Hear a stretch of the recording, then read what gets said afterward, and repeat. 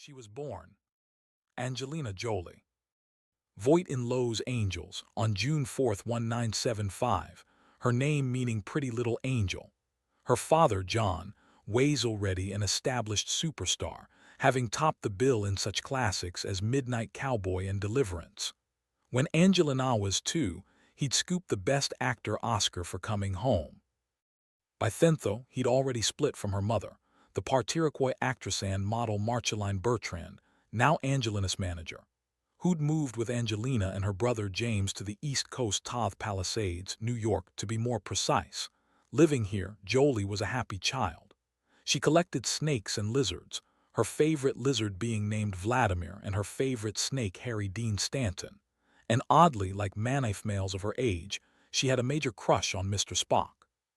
She would wear glittery clothing, including sparkly underwear, and flounce around, already performing, keen to make people laugh, to make them like her. She was a member of the Kissy Girls, who hunted boys down and kissed them till they screamed, until the school was forced to call the parents and the gang broke up. Marceline would take the kids to the movies often, and Jolie claims this is where she got the notion to be an actress. Not from her uncle, Chip Taylor, an actor and composer, not from her godmother Jacqueline Bisset, and definitely not from her father, though at age 7 she did appear in Lookin' to Get Out, a movie about inveterate gamblers, co-written by and starring John Voight.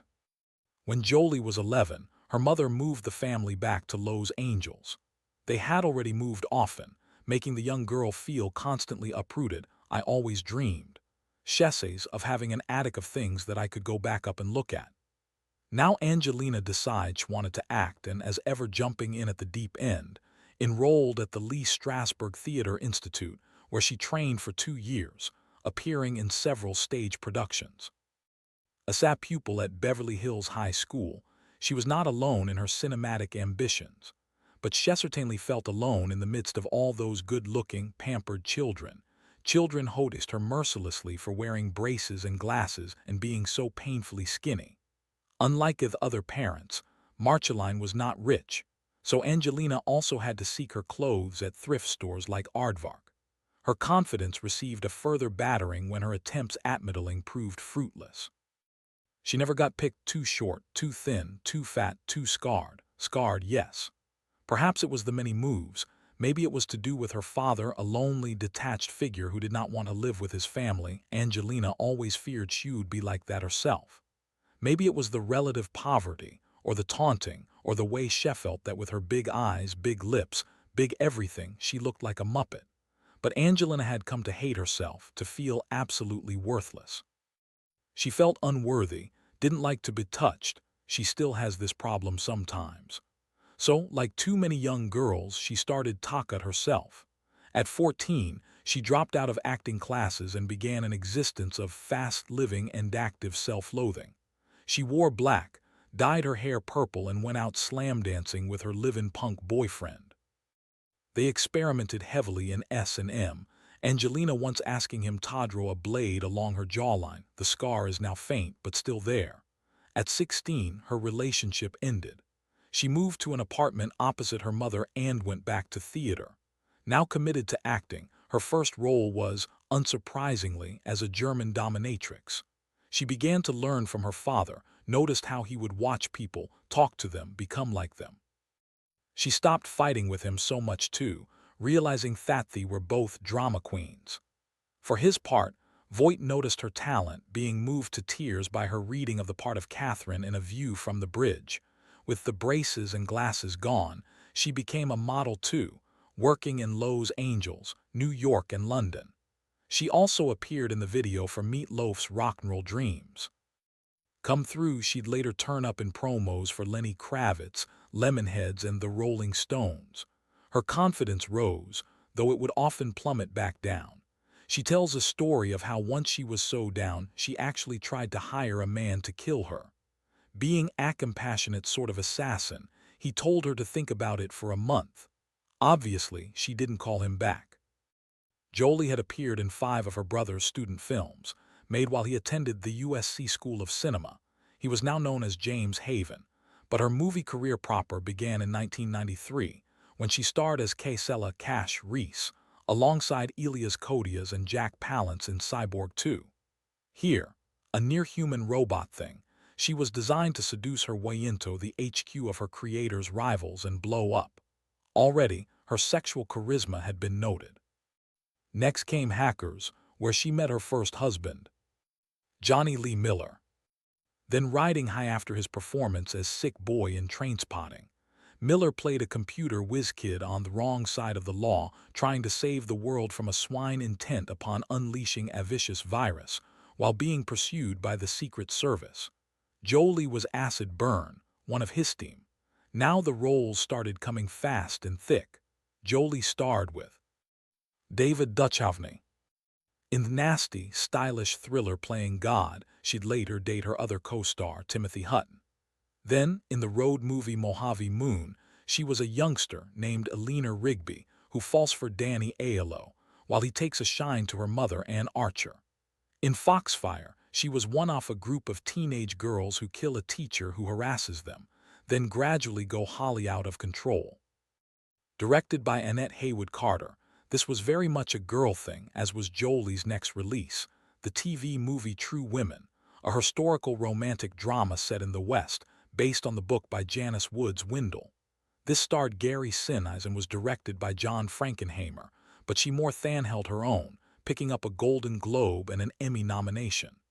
Next came Gia, another biopic, this time of Gia Karangi, a lesbian supermodel from the 70s. This was crammed with sex, drugs, and fearsome emotional drama, as Karangi crashed, burned, and was eventually taken by AIDS. For the second consecutive year, Jolie won a Golden Globe and was nominated for an Emmy. At the Golden Globes, by way of celebration, she jumped into a swimming pool, clad in a hand-beaded Randolph Duke gown. Now came the comedy drama Pushing Tin, about two air traffic controllers who engage in macho conflict. John Cusack was one, the other was Billy Bob Thornton, acclaimed director, writer, and star of Sling Blade. Jolie played Thornton's wife, an extremely sort who sends the guys crazy and sleeps with Cusack. The film was excellent. More importantly for Jolie, she fell for Thornton, 15 years her senior, who proceeded to dump his longtime girlfriend, Laura Dern. The pair became infamous for their salacious quotes, Thornton admitting that he liked to wear Jolie's underwear, even to work, as it made him feel close to her. Actually, their quotes were often rude, but clearly loving. Jolie was about to become a huge star. Writer has claimed that her character in Girl, Interrupted could have been her as a young girl.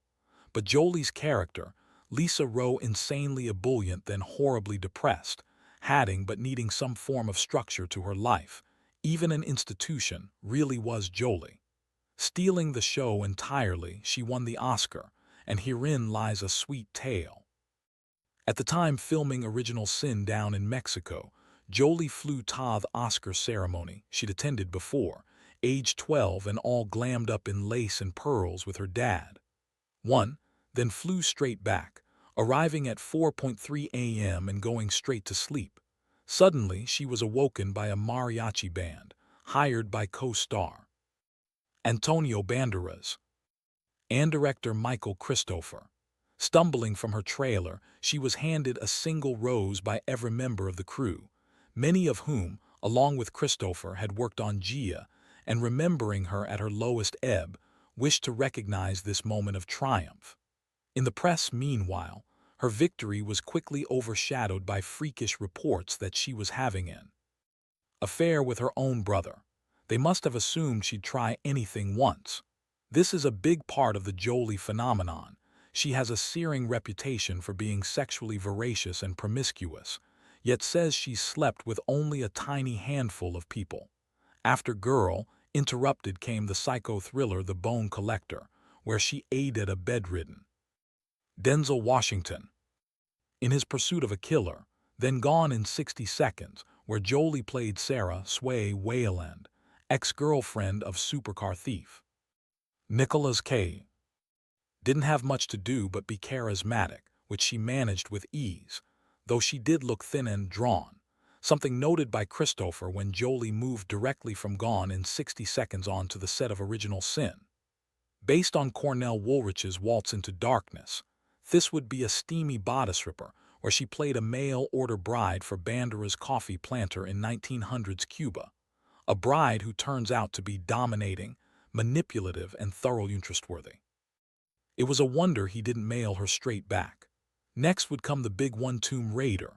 To play video game heroine Lara Croft, Jolie had to master a Brit accent and upper-class manners, plus kickboxing, street fighting, yoga, ballet, car racing, and dog sledding.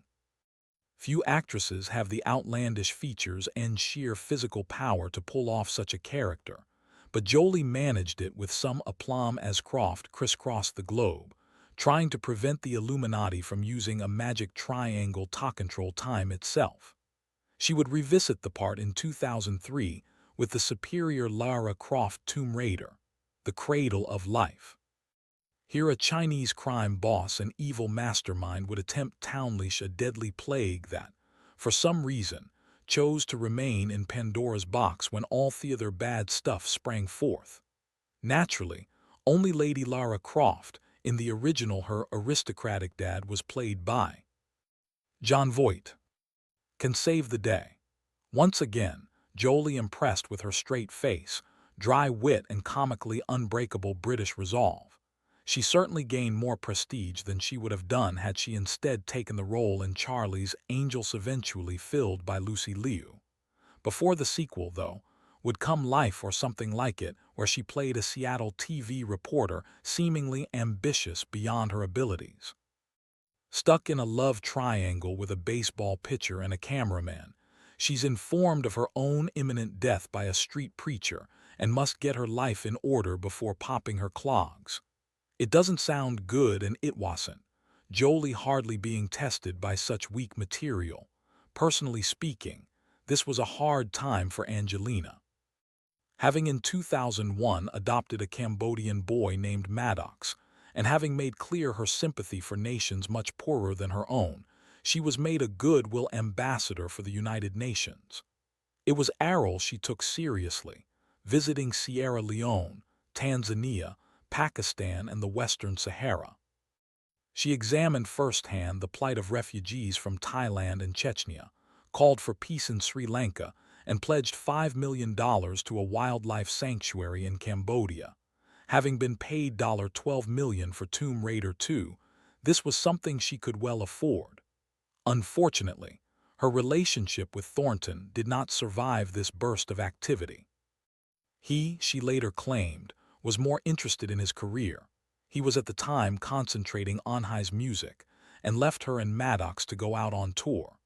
The couple would officially split up in May 2002 and divorce a year later, after almost exactly 3 years of marriage.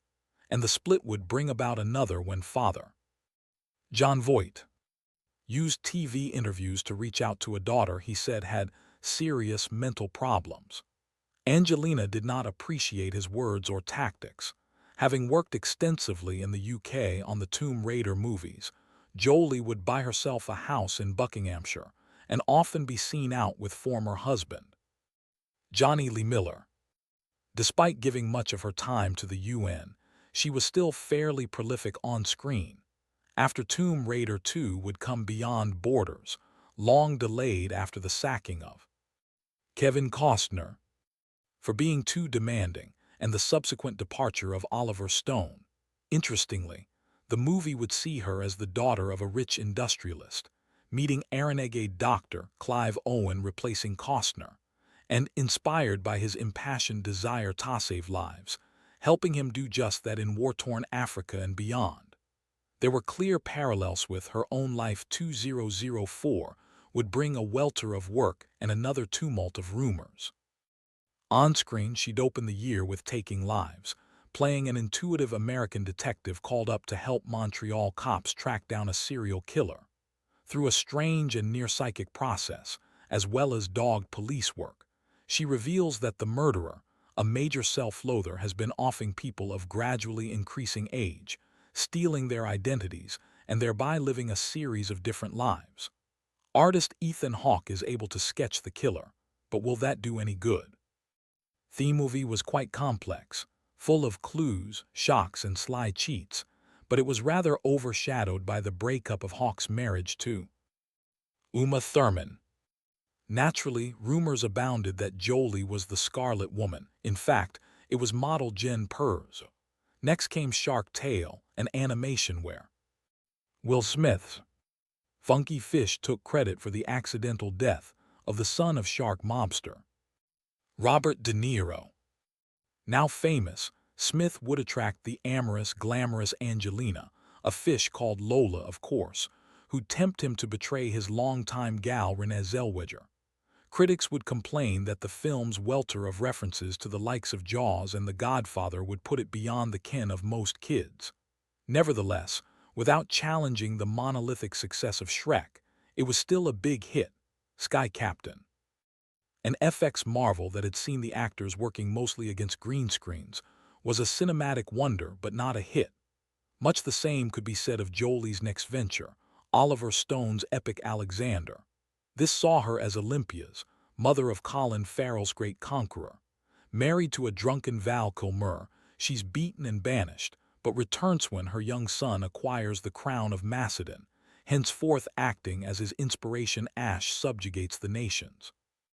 It was an odd movie, glorious in its scope, thrilling in its battle sequences, but undermined by the complexity of its message and its shy handling of Alexander's bisexuality. Indeed, it was undermined to the extent that, having cost $150 million to make, its U.S. box office takings stalled at $34 million. Ouch. Branching out artistically, she'd move on to The Fever, directed by Vanessa Redgrave. Son Carlo Gabriel Nero. This was an HBO take on Wallace Shawn's play about a middle-class woman's political awakening, ambitiously switching from action to filmed theater to into-camera monologues. It would see Redgrave educated in the world's political hotspots by journalist Michael Moore and Jolie's angry, pistol-packing revolutionary. Jolie would then take on another major release, 2005's Mr. and Mrs. Smith, where she and Brad Pitt starred as a bored couple whose marriage is both stimulated and endangered when they discover they're both secret assassins, now unfortunately hired to kill one another. Even before its release, the film would cause something of a stir. Firstly, extra shoots meant that Jolie could not carry the Olympic torch through Athens. Her work for the United Nations High Commission for Refugees was to have seen her represent the world's refugees. And there were the inevitable rumors of sexual misbehavior, with Pitt and Jennifer Aniston, the world's most famous couple and Jolie Hollywood's most notorious femme fatale. The tabloids understandably went bananas. For once they had good reason. Mr. and Mrs. Smith was, understandably, a massive hit, taking $186 million at the U.S. box office. Much of the press surrounding it, though, concerned the stars themselves, the couple eventually being forced to ban questions about their relationship. For a full year they remained tight-lipped. Pictures of them together sporadically appeared, one set macking upwards of $500,000. Pitt officially split from Aniston, divorcing in 2005. Only in 2006 would they come clean, with Pitt adopting Maddox and Zahara Marley. An Ethiopian girl Jolie had herself adopted the year before. By the end of May, they would have a child of their own, Shiloh Nouvel, being born in Namibia, with Pitt now helping Jolie in her ambassadorial duties. It came as no surprise when they agreed to sell exclusive photos of the new arrival and donate all proceeds to charity. Charitable work and motherhood would now take up much of Jolie's time. Having been made an honorary citizen of Cambodia due to her efforts in the region, she'd visit post-earthquake Pakistan and involve herself in the huge Live 8 concert. She'd also address World Economic Forum, highlighting the plights of Darfur, Afghanistan, and Nepal. But there would be the occasional cinema release. 2006 would see the long-anticipated premiere of The Good Shepherd, directed by Robert De Niro. This would tell the story of the early years of the CIA by following the career of Operative Edward Wilson, played by Matt Damon. As he's recruited before WW2, then becomes a player in the Cold War. Jolie would deliver a highly dramatic turn as Wilson's wife Clover, first jumping him at a picnic and getting pregnant, then becoming estranged as war separates them, loneliness eventually driving her to cynicism and alcoholism. With an all-star cast featuring John Turturro, Michael Gambon, and William Hurt, the movie would be both entertainment and history lesson.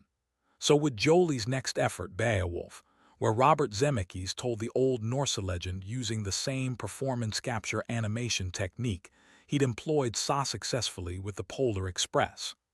Playing one of history's most notorious female monsters, Jolie would be joined by John Malkovich, Anthony Hopkins, Crispin Glover, and Ray Winstone. Struggling with herself and still publicly discussing her pleasures and pains, as well as her ever-increasing charity work covered in part in her 2003 book Notes from My Travels. Jolie is one of Hollywood's more complicated characters. She may have found a pinnace with Brad Pitt, but as of 2006, she hadn't spoken to her father in 4 years. She's both a sex object and an international diplomat, an action star and an Oscar-winning thespian, a constant contradiction. Alongside the Japanese sign for death, Billy Bob H., 2 Native American symbols, a dragon and a black cross, she has marked on her body a Tennessee Williams line, a prayer for the wild at heart, kept in cages, and quod me nutrit medistrut, what nourishes me also destroys me. Let's hope she continues to benefit from the nourishment and the cage.